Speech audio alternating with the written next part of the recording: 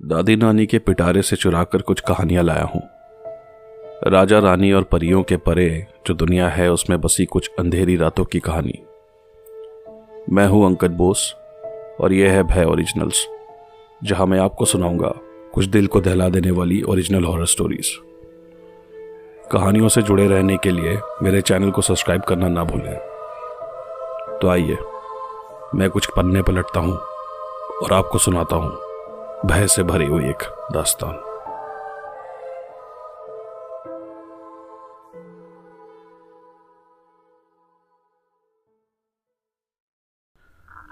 क्या आपने कभी लंबी दिहार की खदानों के बारे में सुना है? कहते हैं वहां आज भी एक अनजान साया पहाड़ों पर भटक रहा है, जो नहीं चाहता कि कोई भी इंसान भूले से भी वहां जाए।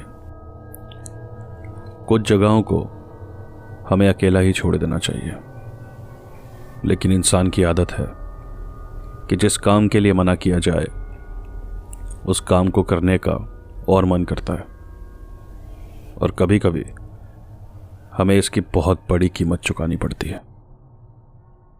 मैं हूं अंकित बोस और आप सुन रहे हैं भय ओरिजिनल्स की ओरिजिनल हॉरर स्टोरी खदान।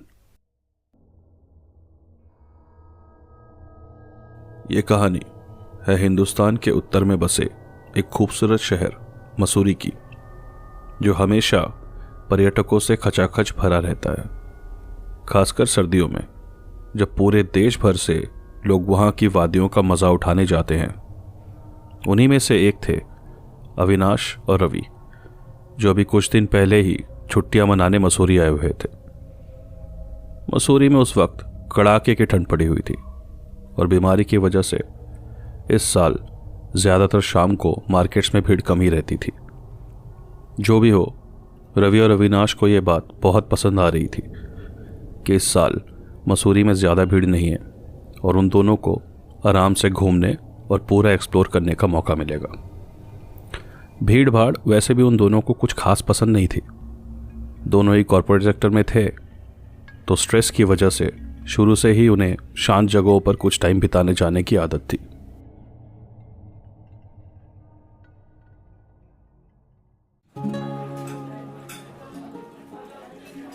अच्छा सुन, शाम को तिब्बतन मार्केट चलते हैं, वहां से छुटपुट चीजों की शॉपिंग कर लेंगे, घर वाले खुश हो जाएंगे। रवि ने खाते खाते अविनाश से कहा। वो दोनों अपने होटल के रेस्टोरेंट में बैठकर लंच कर रहे थे। Sounds like a plan. वैसे यहाँ का चाइनीज़ बहुत अच्छा है, तुझे ट्राई करना चाहिए। अविनाश चाइनीज़ खाने का शौकीन था और मसूरी में उसने पिछले 3 दिनों में चाइनीज़ के अलावा और कुछ छुआ ही नहीं था। तो बोर नहीं हो जाता? ये क्या सारा टाइम चाइनीज़ खाता रहता है? एक चम्मच शाही नूडल्स की कीमत तू नहीं समझेगा रवि भाई। साला नौटंकी। यार तूने सुना, पिछली रात फिर से 3 टूरिस्ट गायब हो गए। सुना है लंबी दिहार की खदानों की तरफ गए थे। अगले टेबल पर मोटी सी रेड जैकेट और ब्लू जीन्स पहने बैठे एक लड़के ने अपने साथी से कहा, इन टूरिस्ट को कौन समझाए, एरिया का पता होता नहीं है इन्हें, बस लगता है कि कुछ एडवेंचर हो जाए। अभी पिछले ही महीने सुना है नेशनल हाईवे 1 पर भी ऐसा ही कुछ हुआ है। साथ में बैठे उसके साथी ने जवाब दिया, न्यूज़पेपर में पढ़ा था, अभी तक उन 2 लड़कों का कुछ पता ही नहीं चला। रेड जैकेट वाले लड़के ने उसकी बात सुनी और हामी भरते हुए कहा, अब दिल्ली हो या मसूरी, जब तक लोगों को अक्ल नहीं आएगी ना, तो कर ही क्या सकते हैं। अब लंबी दिहार की खदानों के बारे में किसको नहीं पता, लेकिन फिर भी लोगों की चुल नहीं मिटती। अब पुलिस वाले लगे हैं उन्हें ढूंढने। आपस में बातें करते हुए उन दोनों लड़कों ने खाने का बिल भरा और वहां से इस बारे में बातें करते हुए बाहर निकल गए। रवि और अविनाश अब तक चुपचाप गौर से उनकी बातें सुन रहे थे। लंबी दिहार की खदानें, लगता है शायद मैंने इस जगह के बारे में कहीं पढ़ा है। हाँ, काफ़ी बदनाम जगह है। रवि ने अविनाश को हल्के से आंख मारते हुए कहा। उसको पता था कि अविनाश को ऐसी वीरान जगहों को एक्सप्लोर करने का शौक है। हमेशा से वो अपने दोस्तों के साथ ऐसी बहुत सी जगहों पर जाया करता था। अच्छा सुन ना, अगर हम शाम को तिप्तन मार्केट ना जाके वहाँ जाएं तो I think it will be very adventurous. Ravi ठीक उसका उल्टा था और उसको सेफ ट्रैवल करने में भलाई नज़र आती थी। पागल है क्या? सुना नहीं उन लड़कों ने क्या कहा? पिछली रात ही 3 टूरिस्ट गायब हो गए। अरे छोड़ना यार, चलते हैं ना, बोल। अच्छा, लेकिन हम सिर्फ दूर से देखकर वापस आ जाएंगे। I mean don't even think कि हम में से कोई भी उन खदानों के आसपास भी भटकेगा, समझा? Okay whatever. कम ऑन, चलें रूम में जाकर थोड़ा सा रेस्ट कर लेते हैं। रूम में जाकर दोनों ने 1 आध घंटा रेस्ट किया और फिर तकरीबन 4 बजे शाम की चाय पीकर रवि ने होटल के रिसेप्शन पर कॉल करके कैब मंगवा ली। Oh welcome to Mussoorie sir ji. Cab वाले ने दरवाज़ा खोलते हुए कहा। सर पर टोपी, गले में मफलर और बहुत ही मोटी सी काले रंग की जैकेट पहने पूरा ऊपर से नीचे तक पैक था वो। तो कहाँ ले चलूँ सर जी? मॉल रोड, लाल टिब्बा या कंपनी गार्डन? उसने गाड़ी का इंजन स्टार्ट करते हुए खुशी खुशी पूछा। आपको लंबी देहार की खदानें पता है? कैब वाला पीछे मुड़ा और हैरानी से अविनाश की ओर देखते हुए बोला। जी, वो तो बड़ी खतरनाक जगह है जी। अभी कल ही 3 टूरिस्ट लोग वहाँ से गायब हो गए। वैसे आप क्यों पूछ रहे हैं? हमें वहीं जाना है। अरे वो सही जगह नहीं है और अगले 2 घंटे में सूरज भी ढल जाएगा। मैं वहाँ नहीं जाऊँगा सर जी, आप कोई दूसरी टैक्सी कर लो। उसने गाड़ी का इंजन बंद किया और रवि को देखकर बोला, अरे 200-400 फालतू ले लेना, अभी दूसरी टैक्सी के आते आते बहुत टाइम वेस्ट हो जाएगा भाई। रवि ने अपना वॉलेट निकाला और कुछ पैसे उसमें से निकाल कर ड्राइवर की ओर बढ़ा दिया। नहीं सर जी, वैसे 1000 रुपये एक्स्ट्रा दोगे तो मैं लेके चलूँगा। इसमें जान का बहुत रिस्क है और मैं गाड़ी लेके खदान तक नहीं जाऊँगा। हाँ ठीक है भाई, अब तो चलो। अविनाश ने रवि को उसे पैसे देने का इशारा किया और रवि ने 2 500 के नोट टैक्सी ड्राइवर के हाथों में थमा दिए।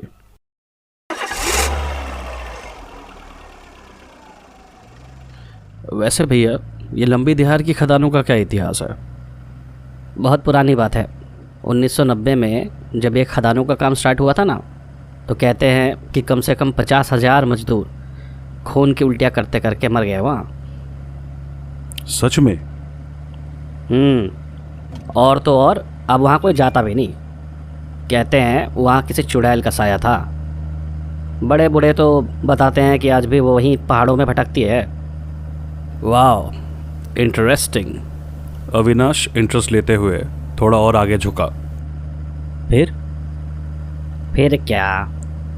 ये सब जानते हुए भी कुछ पैसों के लालच में विनोद एक दिन खुद ही वहाँ चला गया। विनोद? बदकिस्मती से वो हम ही है सर जी।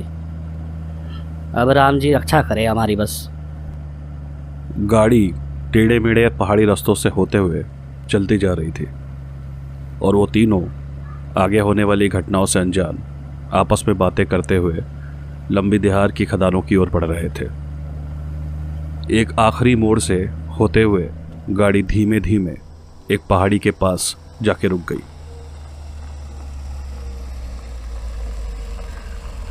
लो सर जी, अब इससे आगे मैं नहीं जाऊंगा। अब सामने उस कच्ची पगडंडी से होते हुए पहाड़ी के ऊपर चले जाओ। ऊपर जाके थोड़ा सा सीधा चलोगे तो आपको लंबी दिहार की खदानें दिख जाएंगी। ठीक है, आप यहीं रुकना हम दोनों के आने तक। थोड़ा जल्दी करना सर जी, सूरज डूबने में बस 1 ही घंटा बचा है और लगता है मौसम भी ख़राब होने वाला है।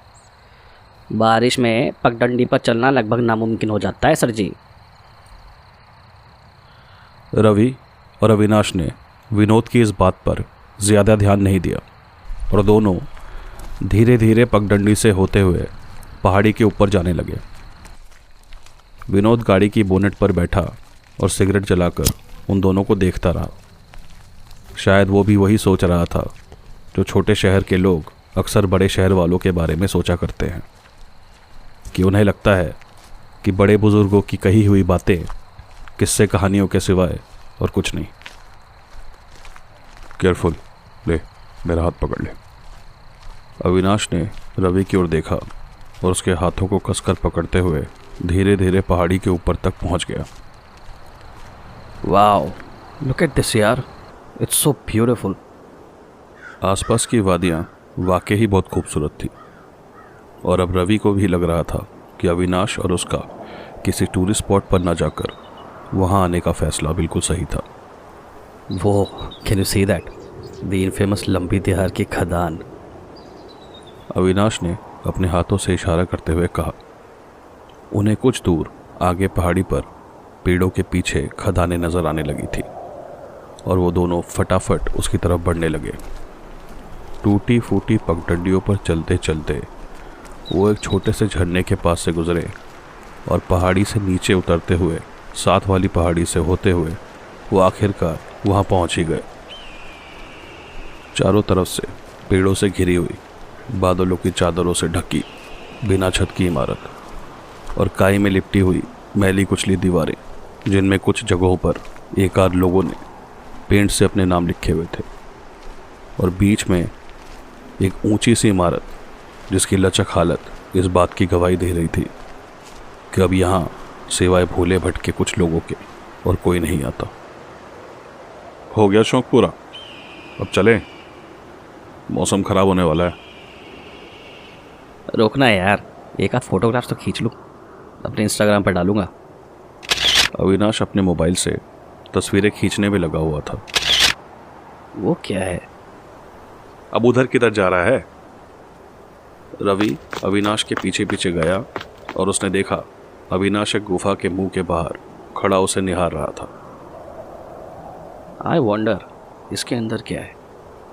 देख कर तो खदान की इंटरेस्ट लगती है, शायद यहीं से वर्कर्स अंदर जाते होंगे, नहीं? अविनाश पीछे मुड़कर रवि से बोला। हाँ, ये एंट्रेंस ही है, चल अब वापस चलते हैं, अभी कुछ ही देर में अंधेरा हो जाएगा। रवि अविनाश का हाथ पकड़कर उसको वापस ले जाने लगा।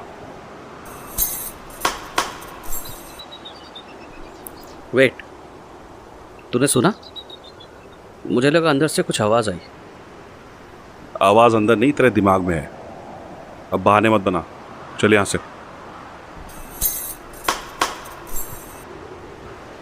सुना, मैंने कहा था ना। लेट्स गो, मुझे यहाँ कुछ ठीक नहीं लग रहा है। अरे तुझे नहीं लगता हमें एक बार देखना चाहिए? क्या पता वहाँ कोई फंस गया हो तो? उन गुम हुए टूरिस्ट में भी से तो कोई हो सकता है। एक काम करते हैं, नीचे जाकर पास के पुलिस स्टेशन में खबर कर देते हैं, वो सर्च पार्टी भेजकर खुद देख लेंगे। उधर मौसम खराब हो रहा था और हल्की हल्की बारिश की बूंदें बरसने लगी। पहाड़ों पर मौसम एक पल में बदल जाता है। हालांकि सूरज डूबने में अभी कुछ समय बाकी था, पर मौसम के करवट लेते ही एकदम से अंधेरा छाने लगा और पूरी जगह बादलों से ढक गई। अम्मा यार, बारिश शुरू हो गई यार, टैक्सी तक पहुंचते पहुंचते हम पूरा भीग जाएंगे। रवि को सिर्फ बारिश ही नहीं, ठंड भी परेशान कर रही थी, और ऐसे में अगर वो भीग जाते तो भी ठंड से उनका बुरा हाल हो जाता। चल। अविनाश रवि को हाथों से खींचकर उसे खदान के अंदर ले गया। वहां इतना अंधेरा था कि कुछ भी दिखाई ना दे। तो रवि ने जेब से लाइटर निकाला और उसको जलाकर बोला, और ले मजे, मैंने कहा था ना कि यहां से चलते हैं। अरे चिल यार, इट्स ओके। लाइटर की रोशनी में हल्का हल्का सा नजर आ रहा था। अंदर खदान की दीवारों पर कई जगहों पर खून से बने हुए सर और कुछ हाथों के निशान थे। ये कैसी जगह है? रवि और अविनाश को वो आवाज़ ठीक अपने कानों के पीछे सुनाई दी, जिसे सुनकर वो दोनों डर गए। रवि ने लाइटर को चारों ओर घुमाकर देखने की कोशिश की, लेकिन वह कोई नहीं था। पर कुछ तो था जो धीरे धीरे उनके करीब आ रहा था, क्योंकि दूर से आते हुए उस आहट की आवाज़ उन्हें साफ सुनाई दे रही थी, जैसे गुफा के अंदर से कोई उनकी तरफ बढ़ रहा हो। रवि और अविनाश घबराकर गुफा से बाहर की ओर भागे। बाहर घना अंधेरा था और अब उन्हें वापस जाने का रास्ता समझने में दिक्कत हो रही थी। रवि को याद आया कि वो जब आए थे तो बीच वाली इमारत के आगे की तरफ खड़े थे, तो वो दोनों उसी ओर बढ़े। मुझे लगता है हम उस साइड से आए थे, या फिर उस तरफ से। रवि ने मुड़कर जब अविनाश की ओर देखा तो उसे देखकर लगा कि जैसे किसी चीज़ को देखकर वो बहुत ज़्यादा घबराया हुआ था। रवि की नज़र उस इमारत की पहली मंजिल पर गई तो वहाँ पर कुछ था, जैसे कोई चीज़ वहाँ ऊपर खिड़की पर खड़ी उन्हें देख रही हो। वो चीज़ एकदम से अपने हाथ पैरों पर उल्टी दौड़ते हुए सीढ़ियों से नीचे आई और रवि और अविनाश के से कुछ कदम दूर आकर खड़ी हो गई। उसको देखकर रवि और अविनाश के कदम वहीं जम गए थे। उन्हें अपने पैरों के होने का एहसास तक नहीं था। उसका पूरा शरीर उसके सर से घुटनों तक आते लंबे बालों से ढका था और उनके पीछे छुपे हुए उसके चेहरे से उसकी सिर्फ एक आंख नजर आ रही थी, एक टक उन्हें घूरती हुई एक बेजान सी आंख। बादल के गरजने के साथ जब हल्की सी हवा चली तो उसके हिलते हुए बालों के पीछे उसका काला जला हुआ शरीर कुछ देर के लिए उन्हें दिखाई दिया। चेहरा भी बिल्कुल जला हुआ था और मुंह के कोनों से बहते हुए खून के दरमियान लगता था वो कुछ बोलने की कोशिश कर रही थी।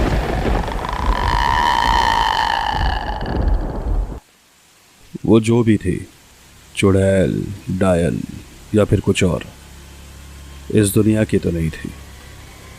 अविनाश उसको देखकर चीखना चाहता था, पर मानो उसके हाथ जमे हुए थे और रवि को लग रहा था कि उसके पैर जमीन में धंसे हुए हैं। वो चाहकर भी उन्हें हिला नहीं पा रहा था। बड़े बुजुर्गों ने कहा है, कुछ चीज़ें समय और दुनिया के परे होती हैं, इसीलिए हर कहानी लोक कथा नहीं होती।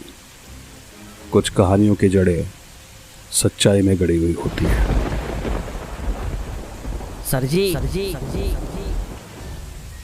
दूर से आती उस आवाज़ को सुनकर मानो रवि और अविनाश के शरीर में एकदम से जान आ गई और वो दोनों किसी तरह हिम्मत जुटाकर विनोद की आवाज़ की दिशा में दौड़े। भागते हुए उन्हें एहसास हो रहा था कि आसपास की झाड़ियों के पीछे से वो चीज़ उनका पीछा कर रही थी, पर अब डर से रुकने का कोई मतलब नहीं था, क्योंकि शिकार बनने से बचने के लिए एक कोशिश तो मेमने का छोटा सा बच्चा भी करता है। उस टूटी फूटी पगडंडियों से होते हुए वो उस पहाड़ी से नीचे भागे तो वापस उसी छोटे झरने के पास पहुंच गए, पर वहां से आगे बढ़ पाना बहुत मुश्किल था, क्योंकि ठीक सामने वो खड़ी थी। सर जी भागो। विनोद ने एक जलती हुई मशाल उस चीज़ की ओर उछाल कर फेंकी तो वो एकदम से उससे दूर दौड़ी। इतना वक्त काफ़ी था रवि और अविनाश को वहाँ से निकलने के लिए। जल्दी चलिए, इस बारिश में वो मशाल ज़्यादा देर नहीं टिकेगी। विनोद ने उन्हें अपना हाथ दिया और कीचड़ से भरी उस पगडंडी से पहाड़ी के ऊपर चढ़ने में उनकी मदद की, और वो तीनों जितनी तेज़ हो सकता था उतनी तेज़ी से टैक्सी की ओर दौड़ना चालू किया। उनके पास ही आखिरी मौका था वहाँ से निकलने का, क्योंकि उनके पीछे पेड़ों के ऊपर एक पेड़ से दूसरे पर उछलते हुए वो लगभग उनके पास पहुँच ही गई थी। टैक्सी के पास पहुंचकर विनोद ने फटाफट से टैक्सी चालू की और वहाँ से तेज़ गाड़ी दौड़ाने लगा। अविनाश और रवि ने देखा वो चीज़ पहाड़ी पर खड़ी होकर उन्हें देख रही थी। घबराओ मत सर जी, उसके आगे वो नहीं आ पाएगी। विनोद ने गियर बदलते हुए कहा। थैंक्स विनोद। हाँ। रवि ने विनोद के कंधे पर हाथ रखकर अपनी आंखें बंद करते हुए एक गहरी सांस ली। ये तो मेरा फ़र्ज़ था सर जी। आप दोनों को बहुत टाइम लग रहा था, तो मैंने सोचा आप दोनों को ढूंढने चला हूँ। अभी और मत घबराओ। मेरी दादी कहती थी कि वो उन खदानों के आसपास से इलाके से छोड़कर कहीं नहीं जा सकती। रवि और अविनाश को विनोद ने होटल में ड्रॉप किया और उन दोनों ने उसका बहुत एहसान जताया। अब आप दोनों आराम करो, ज़िंदगी रहेगी तो फिर मिलेंगे सर जी। अगले दिन सुबह रवि और अविनाश को वापस मुंबई जाने के लिए निकलना था, तो उन्होंने रिसेप्शन पर कॉल करके विनोद को बुलाने को कहा। I am extremely sorry sir, पर विनोद की आधी खाई हुई लाश आज सुबह लंबी दहाड़ की खदानों की ओर जाने वाली रोड के किनारे मिली है। लोग कह रहे हैं कि कल शाम किसी पहाड़ी तेंदुए ने उसे मार दिया। अब आप दोनों आराम करो, ज़िंदगी रहेगी तो फिर मिलेंगे सर जी।